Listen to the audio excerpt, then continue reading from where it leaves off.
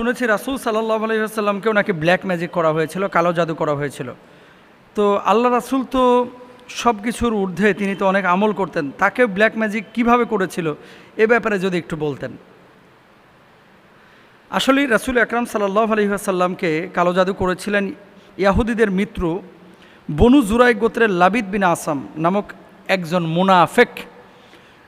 তিনি চেয়েছিলেন নবীজি সাল্লাল্লাহু আলাইহি ওয়াসাল্লামকে একেবারে পাগল বানিয়ে দিতে, অসুস্থ করে দিতে, কিন্তু আমার আল্লাহ চান নাই, নবীজি অসুস্থ হয়েছেন।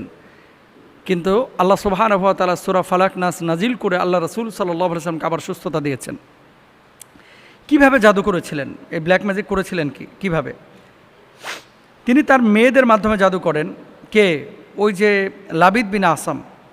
প্রথমে তিনি রাসূল সাল্লাল্লাহু আলাইহি ওয়াসাল্লামের বাসার কাজের ছেলের মাধ্যমে কয়েকটি চুল, নবীজি সাল্লাল্লাহু আলাইহি ওয়াসাল্লামের ব্যবহৃত চিরুনি সংগ্রহ করেন এবং নিজের মেয়েদের মাধ্যমে ওই চুলে 11টি জাদুর ফুঁক দেন, 11টি গিট দেন এবং সেগুলোর মধ্যে 11টি সূচ ঢুকিয়ে দেন।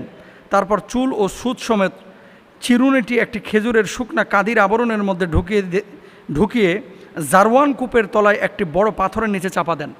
কূপের মধ্যে পানি ছিল, এর নিচে পাথর ছিল। খেজুরের ওই কাদের মধ্যে ঢুকায়া ওই পুরো জিনিসটাকে দেখেন মাটির নিচে রাখে নাই যাতে করে এটা নষ্ট না হয়, কূপের পানির মধ্যে নিয়ে পাথরের নিচে চাপা দিয়েছিলেন।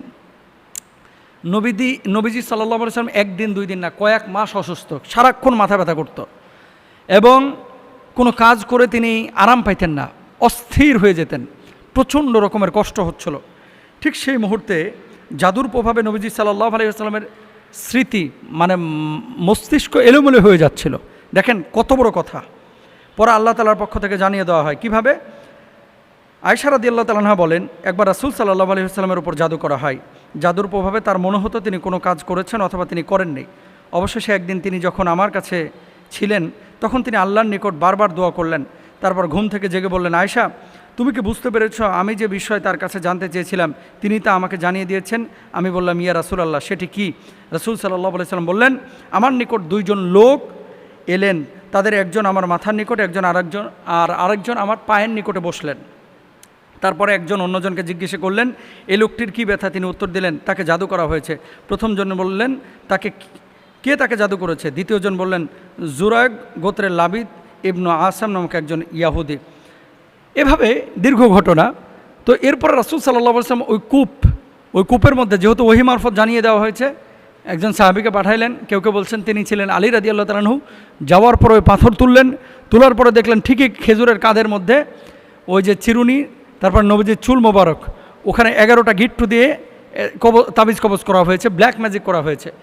নবীজি সাল্লাল্লাহু আলাইহি ওয়াসাল্লামের কাছে ওইটা যখন নিয়ে আসা হলো, জিবরিল আমিন সূরা ফালাক নাস নবীজির কাছে নিয়ে আসলেন, আয়াত নাজিল করলেন। সূরা ফালাক নাসে 2 সূরার মধ্যে কয়টা আয়াত? 11টা। গিট্টু দেওয়া ছিল কয়টা? 11টা। একটা করে আয়াত তেলাওয়াত করছেন আর ঠাস ঠাস করে গিট্টুগুলো খুলে যাচ্ছিল, সুবহানাল্লাহ। এরপরে নবীজি সাল্লাল্লাহু আলাইহি ওয়াসাল্লাম সুস্থতার জীবন লাভ করলেন। এখন আপনারা বলেন, আল্লাহর নবী সাল্লাল্লাহু আলাইহি ওয়াসাল্লামকে এত সচেতন থাকা সত্ত্বেও যদি এই ব্ল্যাক ম্যাজিক করতে পারে, আপনাকে আমাকে করছে না আর কি গ্যারেন্টি? এই জন্য বি কেয়ারফুল। যাকে সন্দেহ হবে বা যার ব্যাপারে এরকম তাবিজ কবজ করছে, এরকম করছে, এদের থেকে একটু দূরে থাকবেন, সতর্কতা অবলম্বন করবেন, সূরা বাকারার আমল করবেন, আয়াতুল কুরসি, সূরা ফালাক নাস এগুলো ধারাবাহিক পড়বেন। আল্লাহ বুঝদান করুক, আমিন।